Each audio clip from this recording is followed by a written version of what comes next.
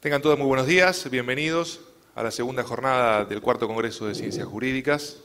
Vamos a iniciar el primer panel de esta jornada, que es el séptimo del Congreso, que comienza entonces su segunda jornada, el cual va a contar con la moderación del doctor Adalberto Yomi, va a contar con la participación inicialmente del Instituto de Derecho Político, bajo el tema Los derechos políticos en las reformas constitucionales. Serán expositores en este tema, inicialmente el doctor José María Marchioni, quien es director académico y director del Instituto de Derecho Político, y Guillermo Cisercia, que es secretario del Instituto de Derecho Político. Luego será momento del Instituto de Mediación, bajo el tema, fundamentado en una pregunta: ¿los métodos adecuados de gestión y resolución de conflictos constituyen una forma de acceder a la justicia? Será expositora en este tema la doctora Rosario Sánchez. Luego será momento del Instituto de Conciliación y Arbitraje, bajo el tema Las reformas legislativas y el arbitraje en Argentina, cuyo tema contará con la exposición del doctor José Luis Laquidara, que es el director del Instituto de Conciliación y Arbitraje. Muy bien, muchas gracias. Gracias por la presencia de todos ustedes. El Instituto de Derecho Político ha elegido el tema Derechos políticos en las reformas constitucionales. Voy a compartir la exposición con el doctor Cisercia, que es secretario del Instituto. La amplitud del tema requiere algunas precisiones. Cuando la Constitución se refiere a derechos políticos, en plural, trata de los derechos a elegir y ser elegido y todo lo que ello implica. El hecho del voto, el derecho del sufragio, la fórmula electoral, el sistema electoral, el sistema de partidos, etc. Yo no me voy a referir a todos los derechos políticos que han sido incorporados o tratados en la Constitución, sino tan solo al impacto que ha tenido las reformas constitucionales sobre los partidos políticos. En este sentido, la pregunta es: ¿las reformas constitucionales fortalecieron a los partidos políticos? O planteado el problema de otra forma, después de las reformas constitucionales, ¿se estableció en la Argentina un estado de partidos? Para empezar a considerar el problema hay que advertir que en nuestro país hay que distinguir dos etapas bien diferenciadas en la regulación jurídica de las asociaciones partidarias, antes y después de las reformas de 1994. Como es sabido, la Constitución histórica del 53-60 no preveía expresamente en ninguno de sus artículos la existencia, organización, funcionamiento y finalidad de los partidos políticos. Estos aspectos se consideraban implícitamente comprendidos y se extraían del derecho de reunión, del derecho de libertad de expresión de las ideas y de otros derechos políticos contemplados en nuestra Carta Magna. Con posterioridad a la reforma de 1994 de la Constitución Nacional, el artículo 38 expresamente lo contempla en estos términos, que después son replicados por el artículo 59, inciso 2 de la Constitución Provincial. Los partidos políticos, dice, y lo voy a leer, son instituciones fundamentales del sistema democrático. Su creación y el ejercicio de sus actividades son libres dentro del respeto a esta Constitución, la que garantiza su organización y funcionamientos democráticos, la representación de las minorías, la competencia para la postulación de candidatos a cargos públicos electivos, el acceso a la información pública y la difusión de sus ideas. El Estado contribuye al sostenimiento económico de sus actividades y de la capacitación de sus dirigentes. Los partidos políticos deberán dar publicidad del origen y destino de los fondos y patrimonio. Y un tratamiento similar tiene en el artículo 59 de la Constitución de la provincia, que replica prácticamente el 38 con una salvedad que garantiza la competencia exclusiva para la postulación de los candidatos a cargos públicos electivos. Sobre esto vamos a volver. De allí se deriva que las citadas reformas han seguido una corriente político-jurídica que se impone internacionalmente, que es la constitucionalización de los partidos políticos. Fenómeno asociado, dicho sea de paso, con el reconocimiento de un nuevo perfil estatal, que es el estado de partidos, una obra de título similar, el profesor español de Derecho Constitucional, Manuel García Pelayo. Cabe recordar aquí que la regulación normativa de los partidos políticos se puede distinguir diferentes etapas.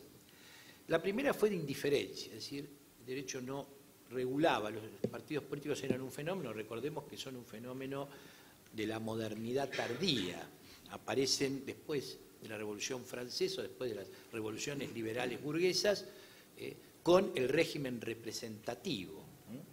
Son mirados con indiferencia desde el derecho, Bolingbroke dice, suceden a las facciones.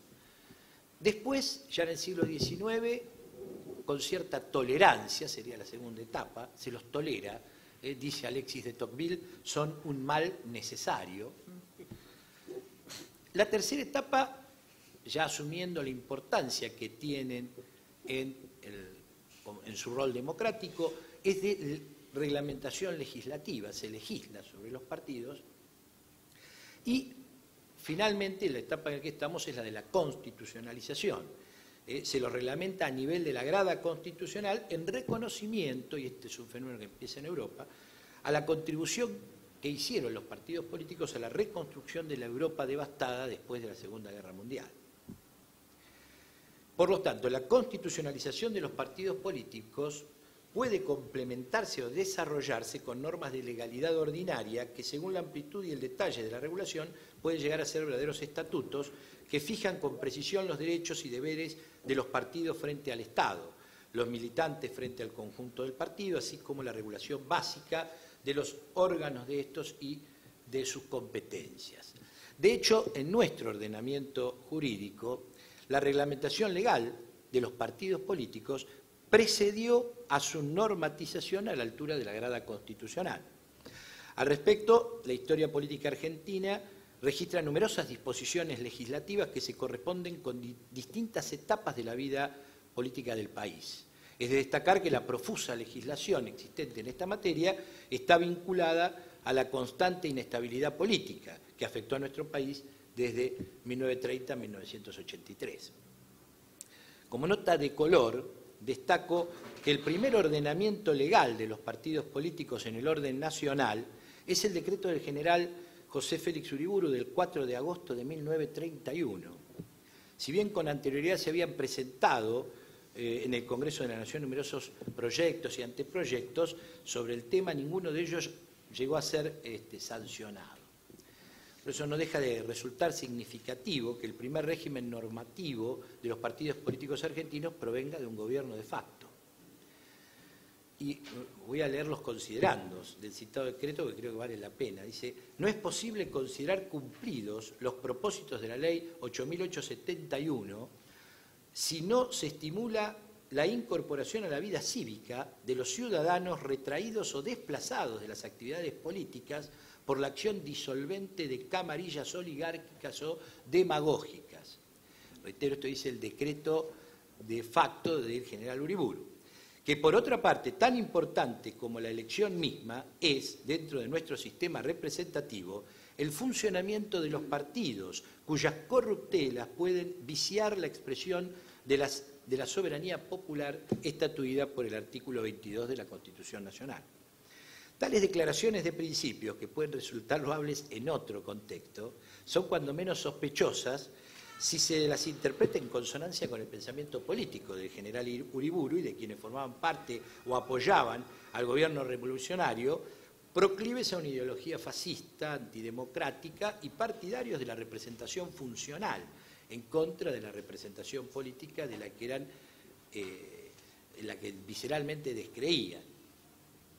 Hay un proyecto incluso que está perdido, tengo entendido, que había elaborado los asesores del general Uriburu respecto a una constitución con representación corporativa y representación funcional.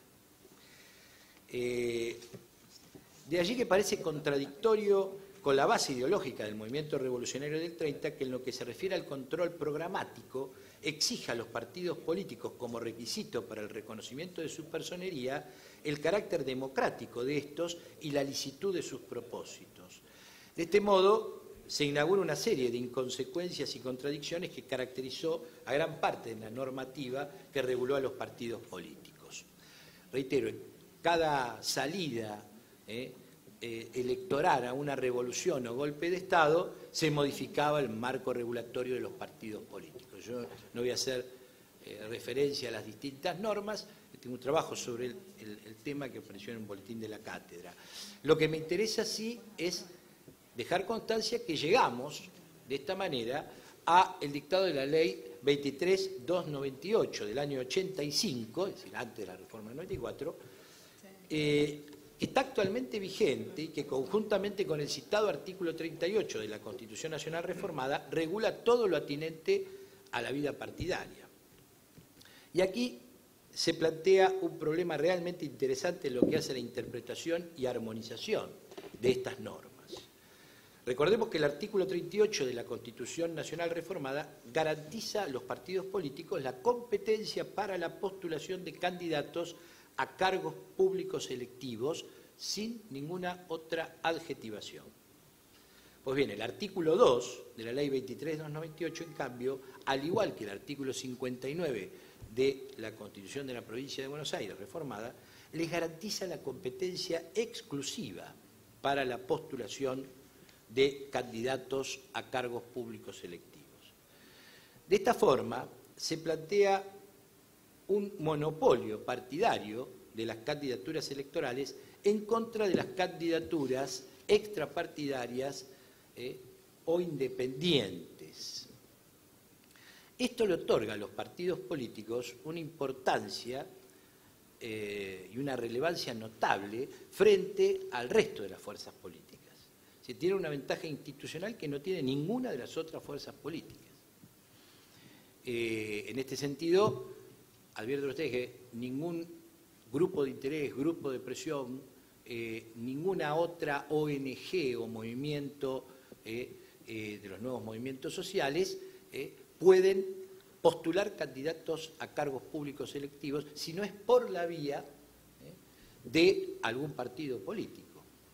Esto ha pasado con el Partido Verde, relacionado con Greenpeace y otras ONG o los mismos sindicatos, ¿no? Es decir, tenemos sindicalistas que para ser candidatos a cargos públicos electivos han debido ir por la vía del partido político. Es decir, este monopolio les da una fuerza notable. Se podría plantear que el artículo 2 de la 23.298 establece un requisito que no exige la Constitución Nacional y que, por lo tanto, dicho artículo de la mencionada ley es inconstitucional. Bueno, esto se le planteó a la Corte Suprema de Justicia de la Nación, ya la Corte Suprema de Justicia de la Nación se había expedido por la constitucionalidad del monopolio partidario de la candidatura en el caso Ríos Antonio Jesús, fallos 310-819. El caso llegó a conocimiento de la Comisión Interamericana de Derechos Humanos, ya que Ríos denunció ante la misma que la ley interna argentina violaba la Convención Americana de Derechos Humanos, pero la queja fue rechazada. Con posterioridad, la Cámara Nacional Electoral volvió a examinar la cuestión en el caso Padilla, Miguel Ángel, sobre inconstitucionalidad del artículo 2 de la Ley 23.298, interpretando que el artículo 38 de la Constitución Nacional no impone ni prohíbe el monopolio partidario de las candidaturas.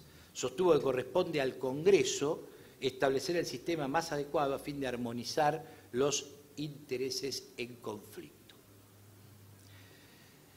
El tribunal alude a la crisis por la que atraviesan los partidos políticos, que constituye un desafío a la búsqueda de soluciones que oxigenen su desenvolvimiento.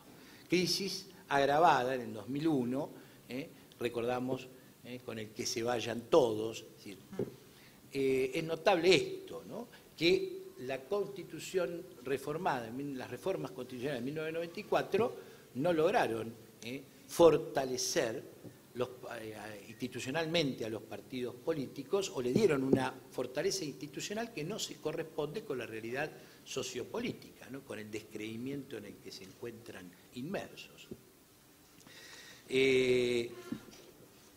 Resulta paradójico que desde este punto de vista, decíamos, jurídico-institucional se le asigne tanto poder a los partidos políticos cuando en la realidad sociopolítica están claramente desacreditados, ¿no?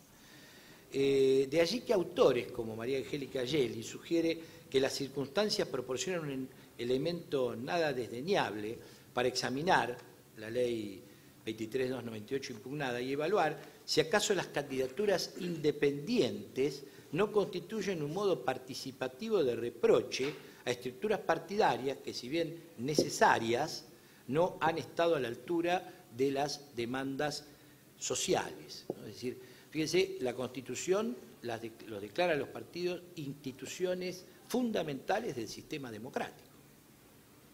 Se les da un espaldarazo, ustedes quieren, muy grande desde el punto de vista institucional. Lo que pasa es que la realidad sociopolítica pasa por otro lado, ¿no? Sabemos los bajos niveles de afiliación, sabemos también los problemas de las cúpulas partidarias enquistadas. En conclusión, y en un intento de dar respuesta, estamos viendo el tiempo, así le doy la palabra al doctor Cicerquia, con el que comparto la exposición.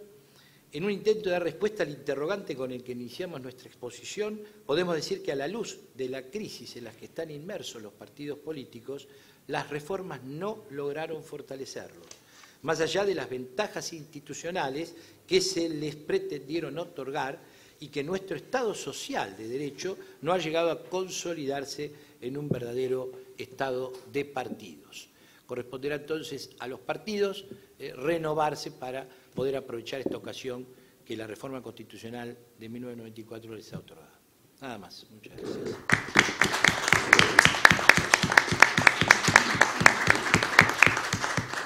Bueno, ¿qué tal? Buenos días. Les agradezco a todos la presencia, al doctor Marchionni la invitación para compartir el panel. En mi caso, la idea de la exposición es más que nada ver qué es lo que ha pasado con la figura de la jefatura de gabinete de ministros, específicamente el jefe de gabinete de ministros, que fue incorporado, como todos ustedes saben, a partir de la reforma constitucional de 1994. ¿Por qué elegí este tema? ¿Por qué surgió la idea de trabajar este tema? Bueno, en un intercambio de ideas pensábamos hablar del presidencialismo, el parlamentarismo, tal vez confrontar ambos sistemas, más aún cuando es un tema de actualidad, esta idea de girar hacia un sistema de tipo parlamentario. Y bueno, considerábamos que una buena experiencia, a efectos de ver qué ha sucedido cuando se han incorporado figuras más cercanas al parlamentarismo en nuestra Constitución, qué ha pasado en la práctica con esas figuras, para poder tal vez sacar alguna conclusión de qué éxito puede tener un cambio hacia este nuevo sistema.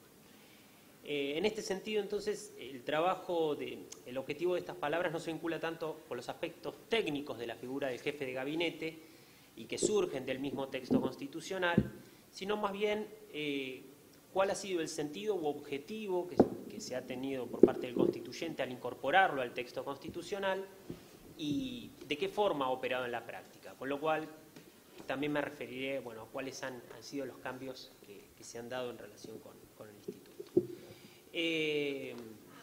Una breve mención, como seguramente muchos de ustedes saben, la figura nace de alguna manera a través de lo que fueron los trabajos o dictámenes de lo que se llamó el Consejo de la Consolidación de la Democracia, que trabajó sobre la idea de incorporar esta figura al esquema institucional de nuestro país, ya en los principios de los años 80. La idea, digamos, la idea fuerza que se tenía era intentar, a través de la incorporación de esta figura, atenuar la figura del presidente, creando un nuevo funcionario con el título de jefe de gabinete, presidente del Consejo de Ministros, o en algunos casos hasta se pensó ponerle el nombre de primer ministro de forma directa. Obviamente ambos dictámenes del Consejo son extensos, pero digamos las principales ideas era que hubiera una nueva figura responsable de la política de gobierno y en ese rol tomara determinadas tareas presidenciales, o por lo menos la Constitución originaria ponía en cabeza del presidente, operando también, si se quiere, como una suerte de fusible frente a crisis institucionales fuertes en donde se pusiera en peligro la figura presidencial. Entonces, a través de una suerte de reemplazo del jefe de gabinete, se preservara la figura del presidente. Asimismo, otra de las funciones que se había pensado para esta nueva figura era la de articular como canal de diálogo entre el presidente, su gabinete y el presidente y el poder legislativo. De allí también entonces la impronta de autonomía que necesitaba la figura al momento de ser creada e incorporada en la Constitución Nacional.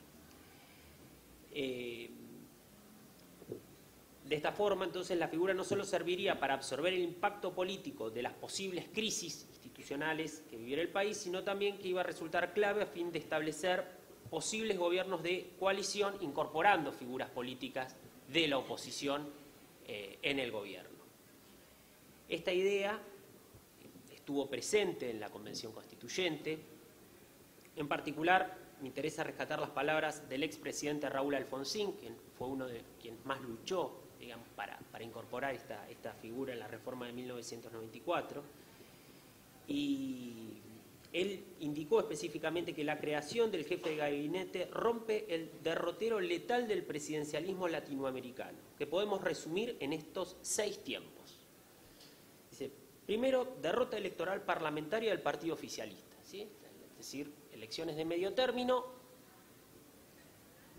Él entendía que en caso de que hubiera una derrota parlamentaria del partido oficialista, podía acarrear esto una pérdida de consenso del presidente, una confrontación interpartidaria, un bloqueo institucional interpoderes, una crisis y paralización del sistema y finalmente la caída del régimen.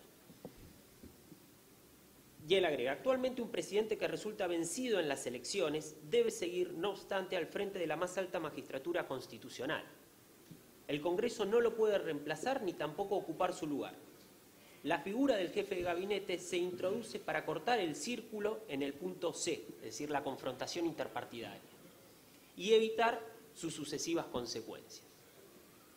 A esto agrega, en el caso de que acontezca una dura derrota electoral del partido oficialista, la oposición no tendrá necesidad de especular con el derrumbe a plazo del jefe de Estado. No convendrá jugar a ganar todo o nada. Por el contrario, podrá imponerle al presidente un jefe de gabinete que lo obligará a tomar decisiones basadas en vínculos cooperativos. Es decir, él, tomando, creo yo, de alguna manera su propia experiencia personal, dice, si pasada la elección presidencial gana, tenemos las elecciones de medio término, se pierden las mayorías en el Congreso por parte del presidente, bueno, la figura del jefe de gabinete va a permitir tal vez hacer un enroque, tal vez ofrecer algo al partido de oposición y generar gobiernos de coalición, evitando justamente situaciones de bloqueos institucionales. Claramente, la figura, tal cual fue incorporada al texto de la Constitución, no respetó las notas antes indicadas. Por un lado, hay una débil atribución de competencias en el jefe de gabinete, términos como el ejercicio de la administración general del país, quedando la titularidad de esa facultad en manos del presidente, ha generado largas discusiones hasta dónde realmente él ejercía de forma autónoma esas facultades. Y otro dato también interesante es que tanto su designación como su remoción pueden darse por el presidente de igual forma que con cualquier ministro. A la vez se suma que el Congreso puede plantear una moción de censura a los efectos de remover al jefe de gabinete. De alguna manera todo esto atentaba, si se quiere, en un inicio contra esa figura fuerte, si se quiere, de lo institucional que se quería crear, por lo menos previo a la Convención Constituyente. Ahora bien, si vemos un poco la historia y qué es lo que nos ha dejado estos 20 años, ¿no?, de creación de la figura y cómo se ha dado a lo largo del tiempo, algunos datos relevantes pueden ser que han pasado 8 presidentes y hemos tenido 14 jefes de gabinete. Uno podría pensar, bueno, de alguna manera esto se puede dar, se pudo haber dado a raíz de sucesivas crisis o necesidad de conformar gobiernos de coalición para evitar bloqueos interpoderes. Bueno, no ha sido más bien en caso. En un rápido raconto, si ustedes me permiten, tenemos que, bueno, Carlos Menem fue el primero que de alguna manera designó a un jefe de gabinete. En su caso, él tuvo dos. Primero a Eduardo Bauzá en el periodo 1995-1996 y Jorge Alberto Rodríguez en el 1996-1999. Fernando de la Rúa, que gobernó en el periodo 99-2001, tuvo como jefe de gabinete a Rodolfo Terraño en el periodo 99-2000 y a Cristian Colombo de 2000 hasta el 2001. Luego vamos a tener bueno, las breves presidencias de Ramón Puerta, Adolfo Rodríguez Sá y Eduardo Camaño, quienes respectivamente tuvieron como jefe de gabinete a Humberto Schiavoni, Luis Lusquino y Antonio Cafiero. Finalmente, con la presidencia de Eduardo Duhalde, nombra como primer jefe de gabinete a Jorge Capitanich, que estuvo un periodo de un par de meses durante el año 2002, y luego es reemplazado por Alfredo Atanasov. Finalmente, las últimas dos presidencias, la de Néstor Kirchner, tuvo como jefe de gabinete a Alberto Fernández, quien permaneció durante toda la gestión del expresidente, y Cristina Fernández de Kirchner, quien es la que mayor cantidad de jefes de gabinete ha tenido. En un primer momento estuvo Alberto Fernández de 2007 a 2008, Sergio Massa de 2008 a 2009, Aníbal Fernández de 2009 a 2011, Juan Abal Medina 2011 a 2013 y Jorge Capitanich de 2013 a la actualidad.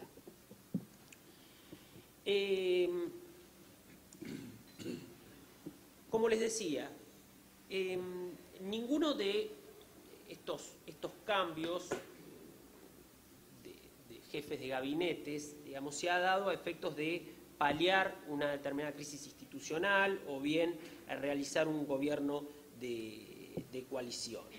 En todos los casos ha habido coincidencia político-partidaria entre quien ejerce la presidencia de la Nación y el jefe de gabinete. Asimismo, bueno, ninguno fue removido por una moción de censura del Congreso, sino que todos renunciaron por sí mismos a su cargo. En esta línea, las renuncias han tenido que ver más que nada con fines de ciclos políticos o bien un desgaste en la relación, desgaste marcado en la relación presidente-jefe de gabinete. En este sentido, bueno, tenemos Eduardo Bauzá, que fue el primer jefe de gabinete, renunció por motivos de salud, Jorge Rodríguez por culminar el mandato del presidente. En el caso de Terraño y Colombo, luego me referiré brevemente a ellos. Schiavoni, el jefe de gabinete de Puerta, Lusquiños, el jefe de gabinete del gobierno de Rodríguez Sá, y Cafiero, el jefe de gabinete durante el gobierno de Camaño, renunciaron todos por culminar el mandato presidencial. El caso de Capitanich, durante el gobierno de Eduardo Duhalde, es particular. En un primer momento, bueno, él renuncia por pedido del presidente e intentando el presidente buscar una figura política fuerte para ocupar ese cargo. Se ofreció el cargo, según las crónicas de la época, tanto a Reutemann, gobernador de Santa Fe, como a De la Sota, gobernador de Córdoba. Ninguno de ellos aceptó y finalmente se dio una suerte de enroque y Atanasov, que ocupaba el Ministerio de Trabajo, ocupó la jefatura de gabinete, culminando su mandato con el mandato del expresidente Duhalde. El caso de Alberto Fernández también lo veré luego. Bueno, Sergio Massa fue otro caso sonado, donde post derrota electoral, diferencias con la presidenta, finalmente termina renunciando. Aníbal Fernández renuncia con lo que es el inicio del segundo mandato de Cristina Fernández de Kirchner, una suerte de oxigenación del gabinete, renuncia y asume su banca legislativa, y Abal Medina también, en una suerte de renovación del gabinete, renuncia. Como podemos ver, en todos estos casos las salidas no son de tipo traumática, sino que tienen que ver, como les decía, con fines de ciclos políticos o bien desgaste de la relación con el presidente. Les decía, solo quedan algunos casos para analizar. Uno de ellos es el de Rodolfo Terraño, que como jefe de gabinete fue una apuesta fuerte, un hombre fuerte dentro del partido radical, quien asume al inicio de la presidencia de la Rúa. Yo no sé si ustedes lo recuerdan, pero él renuncia con posterioridad al escándalo por los sobornos del Senado. O sea, todos generalmente recordamos vivamente la renuncia del vicepresidente en relación con ese caso. Pero otra, si se quiere, de las víctimas políticas fue el mismo Terraño, que renuncia al plantear diferencias en cuanto a la forma en que el gobierno estaba tratando el tema. Otro caso también importante es el de Cristian Colombo, ¿no? ¿Por qué? Porque muchas veces se toma como ejemplo para demostrar que frente a crisis institucionales serias, como la que aconteció en el año 2001, la figura del jefe de gabinete no logra ser un fusible, si se quiere, de una envergadura tal de detener la posible caída de un presidente de la nación. De hecho, en las crónicas de la época había más interés por parte de la oposición, o las fuerzas políticas de la oposición, de lograr la renuncia del ministro de Economía que no de lograr la renuncia del jefe de gabinete. De hecho, también, avanzada la crisis, se dice, obviamente esto no hay un registro veraz al 100%, de que hubo un ofrecimiento a las fuerzas políticas de la oposición para crear una suerte de gabinete de coalición, ofreciendo espacios de poder al partido mayoritario de oposición. Finalmente no fue aceptado, no se llegó a un acuerdo y bueno, tuvimos el desenlace que todos conocemos.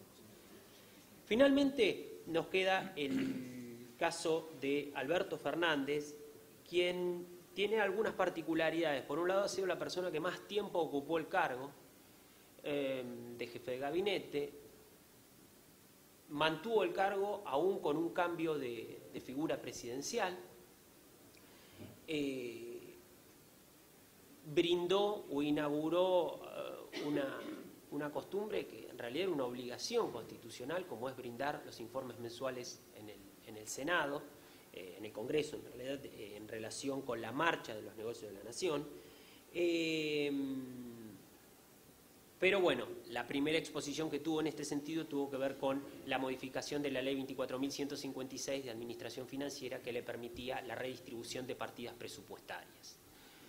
En este sentido, se entiende que Fernández tuvo la importancia que tuvo en lo que es el manejo del gobierno, más que por la función que cumplía por el poder real de cercanía con el presidente en el manejo de la cosa pública. Sin perjuicio de lo cual, bueno, producto del largo tiempo y sobre todo post-crisis del campo, Fernández renunció al cargo.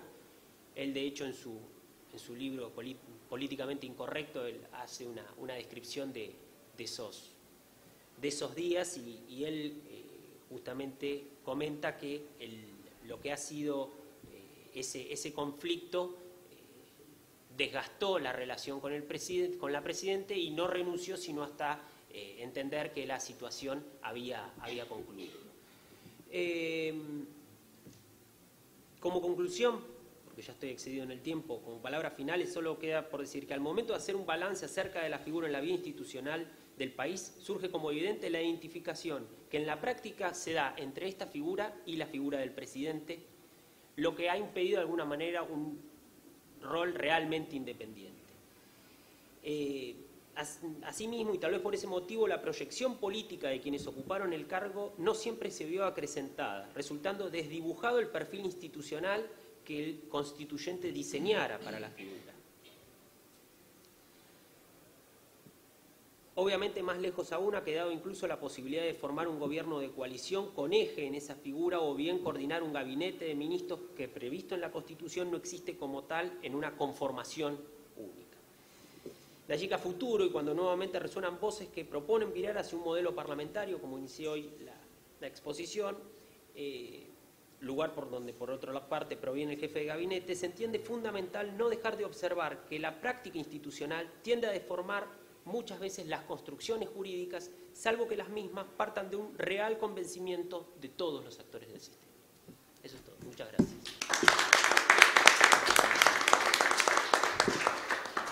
Muchas gracias, doctor. Yo no quiero ser medio en este rol de quizás manejar los tiempos y no quiero ser maleducado, tener que interrumpir. Les voy a pedir al resto de los... No, vamos a tratar de poder cumplir con los tiempos, porque ya de por sí empezamos algo atrasados. Es así que ya estaríamos casi en el límite horario de las 3 disertaciones. Entonces, les pediría que tratemos de acotar en lo posible las exposiciones, y lo que hace a las preguntas o a los comentarios, según el programa, los deberíamos hacer al final. Así que, por favor, tomen notas de las preguntas que quieran formularle a cada uno de los expositores. Bueno, ahora la dejamos a la doctora Rosario Sánchez para que nos hable de su tema. Bueno, muchas gracias. Bueno, buen día a todos. ¿Cómo están?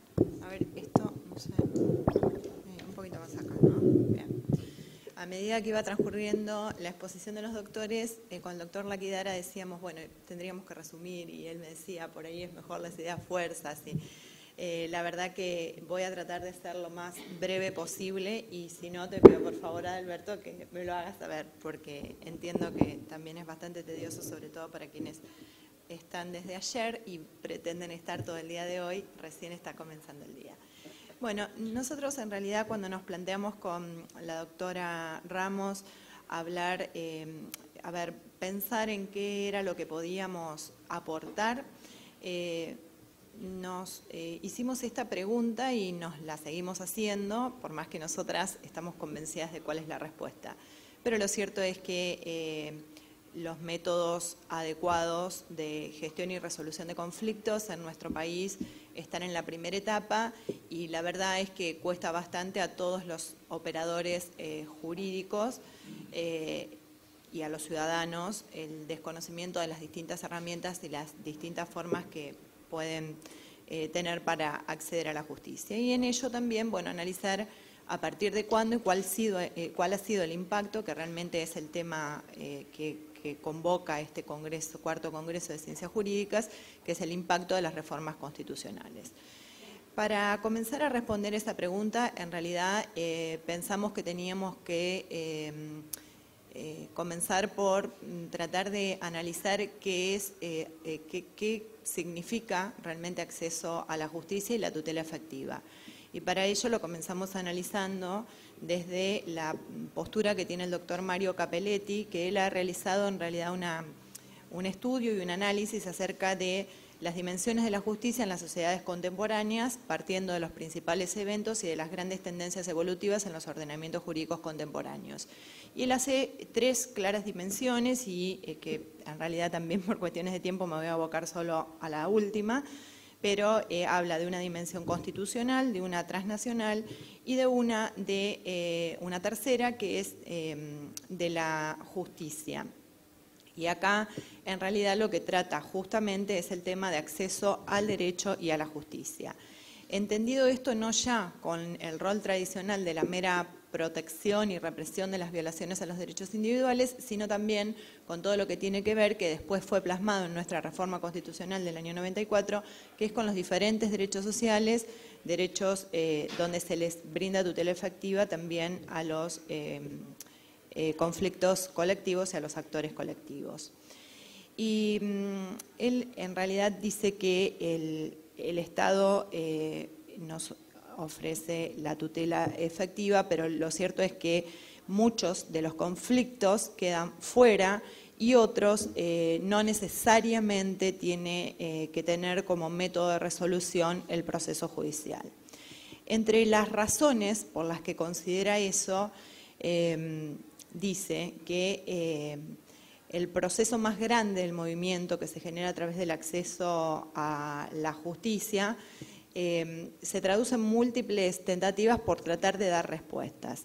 Y dice, y entre esos fines se puede adoptar, esto lo voy a leer porque claramente lo manifiesta él en este orden, dice adoptar procedimientos más accesibles, en cuanto más simples y racionales, más eficientes y especializados para cierto tipo de controversias, promover y hacer accesible un tipo de justicia que en otro lugar hemos definido, bueno, como coexistencial, es decir, basado sobre la conciliación y mediación y sobre criterios de equidad social distributiva.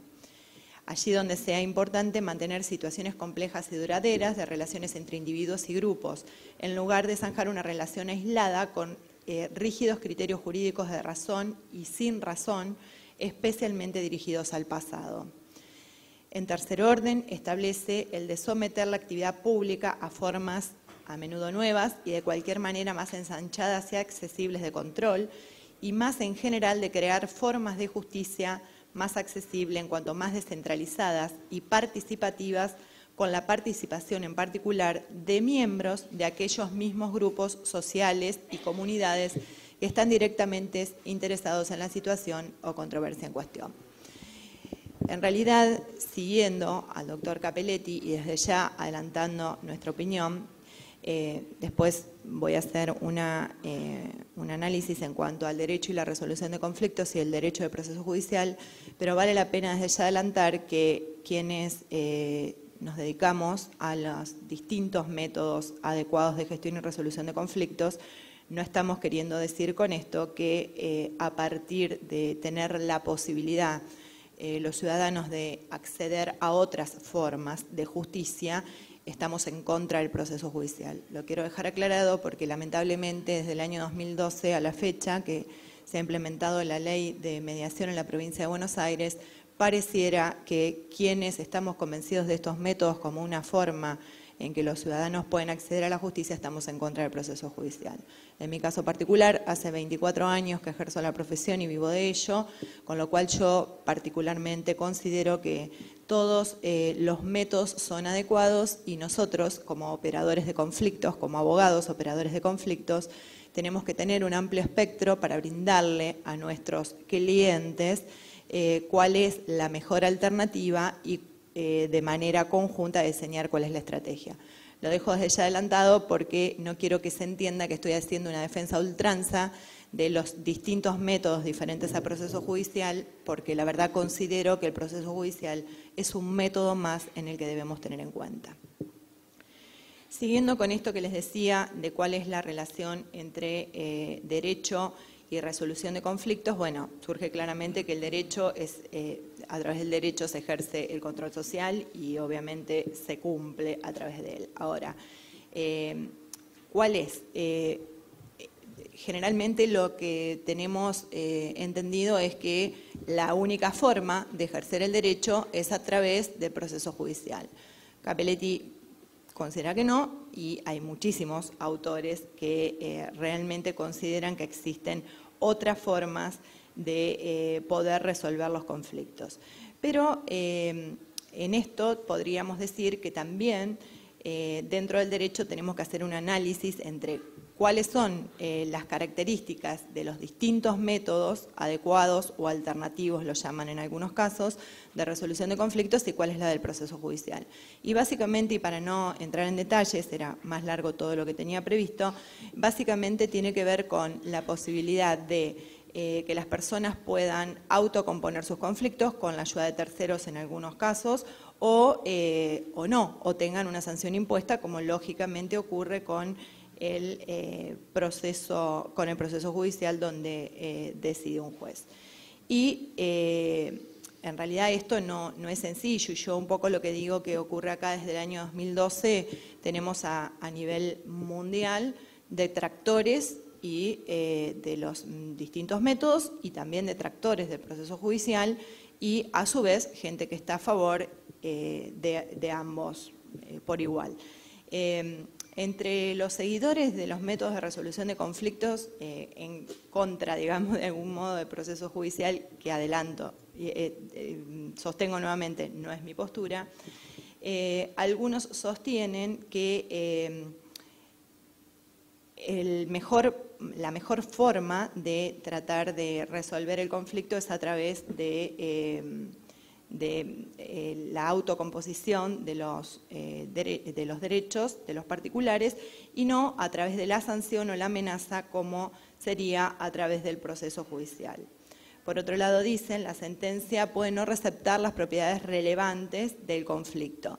Nosotros acá, cuando planteamos el conflicto, tenemos que hacer una distinción muy clara de cuál es el conflicto que aparece como conflicto jurídico y cuál es el conflicto real. Porque muchas veces nosotros podemos observar que la verdad el conflicto aparece con un objeto, con una forma de rotularlo, en el que seguramente si nos abocamos solo a las formas jurídicas, lo llevaremos adelante, obtendremos una sentencia, obtendremos un ganador, obtendremos un perdedor. Y por ahí justamente no es ese exactamente el conflicto tiene otros componentes que aún cuando se tenga una sentencia no se termina de resolver. Bueno, cada uno como abogado tiene numerosos ejemplos para recordar en ese sentido. A través de los distintos métodos ejercidos con el debido compromiso por parte de los operadores, porque ese es otro problema que tenemos también, que de a poquito lo iremos madurando, somos muy nuevos en esto, en Nación tenemos 20 años, acá apenas 2, se pueden abordar realmente cuáles son las causas verdaderas de los conflictos y en tal caso poder llegar a resolverlo en su totalidad, más allá de la cuestión que aparezca como un objeto jurídico. A su vez, quienes sostienen que el proceso judicial es lo mejor, dice que los distintos métodos alternativos de resolución de conflictos no permiten promover políticas sociales e institucionales propias de un sistema democrático, ponen en duda, dicen por otro lado, la eficiencia y eficacia en cuanto al ahorro de tiempo y dinero invertido, y entienden que los actores pueden tener un impacto personal negativo. Vuelvo a decirles, en realidad no hay un método adecuado, creo que hay varios en que cada uno podrá ver junto con su cliente cuál es el mejor. En nuestro país, y a partir de la reforma constitucional, se comienza, si bien existían algunos proyectos pilotos en el Ministerio de Justicia de Nación desde el año 92 en adelante, lo cierto es que el fuerte impacto de estos métodos se da con la reforma constitucional, donde se empieza a respetar más el tema de la autonomía de la voluntad. Y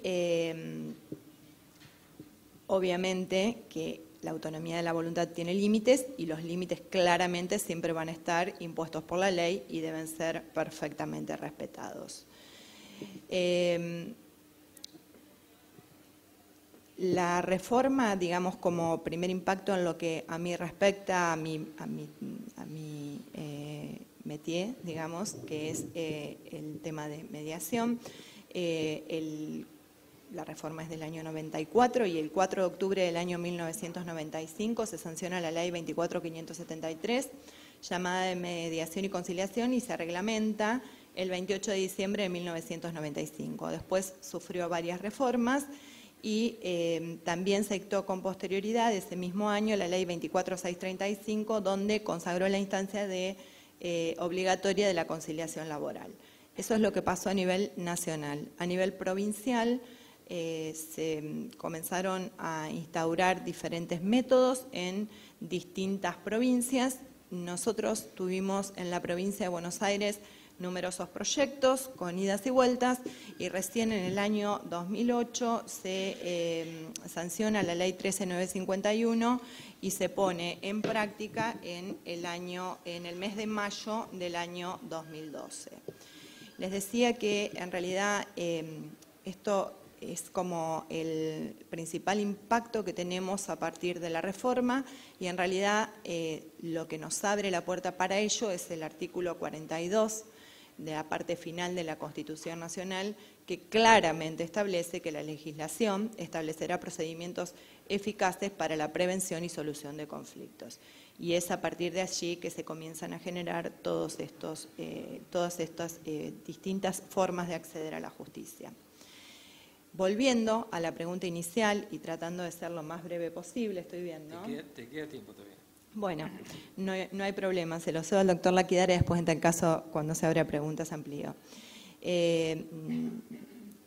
Nosotros estamos convencidos que en realidad estos métodos son distintas herramientas para los ciudadanos, no son propiedad de los abogados, por más que la ley de mediación en la provincia de Buenos Aires se haya instaurado donde hay conflictos judiciales que el mediador debe ser abogado.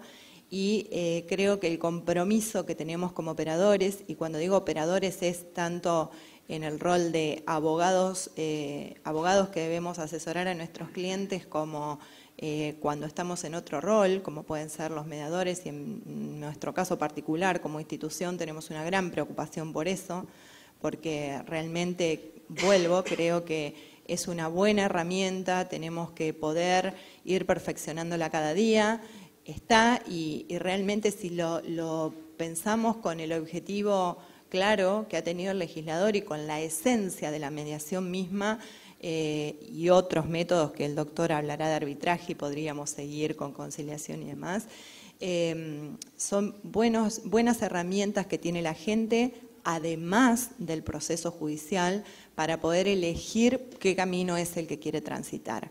Claramente son diferentes, los abordajes son distintos y bueno, y nosotros justamente como personas que estamos formadas seremos los encargados de decidir junto con ellos cuál es el mejor camino. Pero en realidad estamos convencidos que cuando, se trabaja con compromiso, en este caso desde la mediación, sin duda es una buena herramienta para que la gente pueda encontrar respuestas, pueda solucionar sus problemas y consecuentemente sería una forma de encontrar justicia. Así que ese es el mensaje y las ideas fuerzas que el doctor me ayudó a resumir recién que les quería transmitir. Muchas gracias.